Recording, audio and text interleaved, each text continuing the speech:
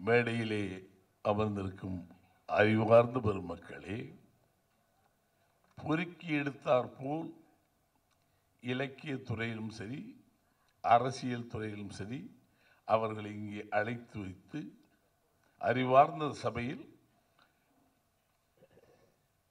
மாபெரும் அவர் கலைஞர், அதல்ல, மாபெரும் மகத்தான ஒரு சோல். அதற்கு புகழ் வணக்கம் சொல்வதற்காக என்னை அழைத்திருக்கிறீர்களே கவிஞரே, உன்னை அறிமுகப்படுத்திய ஒரே தகுதிக்காக தகுதி இல்லாத என்னை கொண்டாந்து இந்த சபையில் வைக்காதன்னு கேட்டேன். நான் ஒரு பாமரன், நீ இலக்கியவாதி, அறிவாளிகள், அறிவார்ந்த சபை. இந்த மண்ணையும் மக்களையும் மட்டுமே படித்து வந்தோம். இன்னும் மேடையில் கூட ஒழுங்காக தொடர்ச்சியாக எதை எப்படி பேச வேண்டும் என்று கூட கற்றுக்கொள்ள முடியாது. இன்னும் 45 ஆண்டு காலமாக அதை என்னை போராடி கொண்டிருக்கிறேன். என்னை கொண்டு வந்து இந்த சபையில் நிறுத்தி புகழ் வணக்கம்.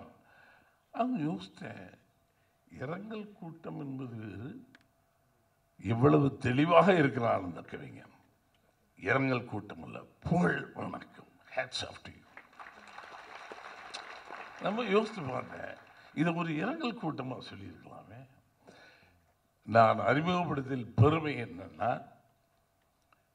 நான் விதைச்சேன், நீ விருட்சமாயிட்ட. அந்த விருட்சமான ஒரு காரணத்துக்காக எனக்கு இவ்வளோ பெரிய புகழை கொடுக்குற. நான் எல்லா மேடையில் ஏதோ மேடையில் போவேன், பேசுவேன். ஆனால் சில மேடையில் பேச பயப்படுவேன்.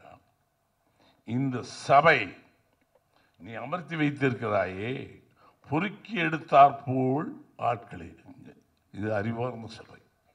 அதே மாதிரி வந்திருக்கின்ற சபை ஏதோ இந்த ரசிகன் இதெல்லாம் கிடையாது. இது அரசியல் கூட்டம் இல்லை, பொறுக்கி எடுத்தார் போல் கூட்டங்களை அழைத்து வைத்திருக்கிறார். இந்த கூட்டத்தில் நான் பேச வேண்டும் என்றால் உன்னை போல் நான் படிச்சிருக்கணும். நீ படித்தவன் மட்டும் இல்லை, அது லைப்ரரி மாதிரி வாங்கி உள்ளடக்கணும், வச்சுக்கணும். அதை தேக்கி வைத்துக் கொண்டு ரீப்ரொடியூஸ் பண்ணக்கூடிய ஒரு ஆற்றல் வேண்டும். நான் தேக்கி வைப்பேன், ரீப்ரொடியூஸ் பண்ணக்கூடிய ஆற்றல் கிடையாது.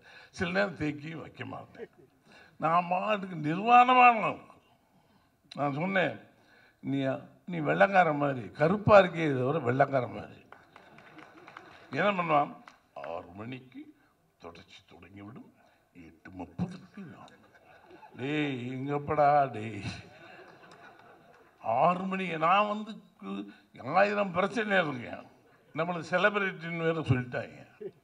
இந்த அந்த ஃபோன், இந்த சிக்கல், அந்த சிக்கல், அது இதெல்லாம் முடிச்சு நமக்கான சொந்த விஷயங்கள் எல்லாம் முடிச்சு வர்றதுக்கு இல்லை. நான் வர்றேன், டம்முன்னு 6 மணின்னு சொல்லிட்டாங்க. கலைஞர் நேற்றே சொல்லியிருக்கான், 6, 8:40க்கு உங்களை விட்டு விடுவேன். அச்சடித்த மாதிரி பேசாதையா. நான் அப்படி இல்லை. நான் எனக்கு என்னமோ இன்னைக்கு பாருங்கள், எல்லோரும் இந்த சபையில் வரேன், எவ்வளோ டென்ஷன் தேவையா எனக்கு. அங்கேருந்து இதை போட்டு அந்த டிரைவரை சொல்லி இங்கே போட, சீக்கிரம் போடான்னு வந்தால் எல்லாரும் மேடையில் உட்காந்து நல்ல வேலை வந்து சேர்ந்துட்டேன். இல்லைன்னு வச்சுக்க, என்னை பற்றி என்ன அபிப்பிராயம்? என் சுதந்திரம் பறிபோகிறது. என்னால் இந்த ஜனரஞ்சகமான வாழ்க்கையில் என் சுதந்திரத்தை இழந்து விடுகிறேன். இவர்களெல்லாம் கட்டுக்கோப்பானவர்கள். நீ கட்டுக்கோப்பான, உன் சட்டையை சொல்லும் கட்டுக்கோப்பானவன், நடை சொல்லுகிற கட்டுக்கோப்பானவன். பாரதியாரின் நடையும் பேச்சும் இது கட்டுக்கோப்புக்கு அடங்காதவன் பாரதிராஜா. நான் இயற்கை, அதுக்காக ஒன்று நான் செயற்கைன்னு சொல்லலை. நீ பகுத்து வகுத்து வாழ்கிறாய். நீ வெள்ளக்கார மாதிரி 9 மணிக்கு மேலே அவன் உட்கார மாட்டான். நேற்று ஒரு இது சபையில், என் சபையில் வச்சு கூப்பிட்டு உட்கார வச்சுட்டேன்.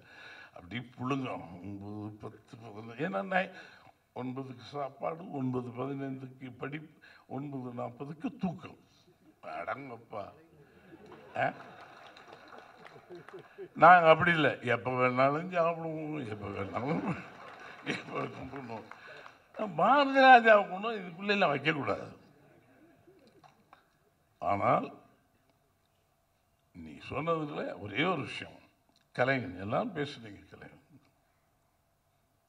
அவர் அரசியல்வாதி, மிகப்பெரிய ஞாபக சக்தி, மிகப்பெரிய சாணக்கியன், மிகப்பெரிய இலக்கியவாதி, மிகப்பெரிய என்னென்னமோ இருக்கும். எல்லாவற்றுக்கும் மேலாக மிகச் சிறந்த ஒரு மனிதன் தெரியுமா? நான் அரசியல்ல நான் வந்து எல்லாத்தையும் மாறிட்டு வந்தேன். எல்லா மினிஸ்டரையும் chief minister, all chief minister. அவர் மாதிரி மனிதன் நேசம் அதுக்கு 1000 தான். ஏன்னா பாரதி ராஜாவும் முதல் முறையாக அவரை சந்திக்கிறேன். எம்ஜிஆருக்கு விழா என் தலைமையில் முதல் முறையாக எல்லாரும் நாங்கள் பேசி பஞ்சநாச்சலம், ஏவிஎம் சரவணன் நாங்கள்லாம் போய் கலைஞரை பார்த்து கூப்பிடுங்க மரியாதை. ஏன்னா கலைஞர் இல்லாமல் சினிமா இல்லை, கலைஞர் இல்லாமல் வசனம் இல்லை, சிவாஜி கணேசன் இல்லாமல் பாரத ராஜா இல்லை, கலைஞர் இல்லாமல் பாரத ராஜா இல்லை. 52களில் உங்களுடைய வசனம் எங்களை தூண்டி எழுப்பியது. மந்திரி குமாரியும் மனோகராவும் பராசக்தியும் இல்லைன்னா பாரதராஜா சென்னைக்கு வந்திருக்க முடியாது, இந்த மேடையில் நின்று இருக்க முடியாது. என்னை தூண்டியது 2 பேர், கலைஞர், சிவாஜி. அவரை போய் கூப்பிடணுவேன். முதல் முறையாக போகிறேன் கோவலம் வீட்டுக்கு. ஏன்னா நம்ம இவர் வந்து சின்ன இப்படித்தானே பார்த்துட்ருக்கோம், ஒரு சின்ன நடுக்கம் இருக்கு. அதை சொன்ன இந்த குறுகிய படிகளில் ஏறி நாங்கள் எல்லாம்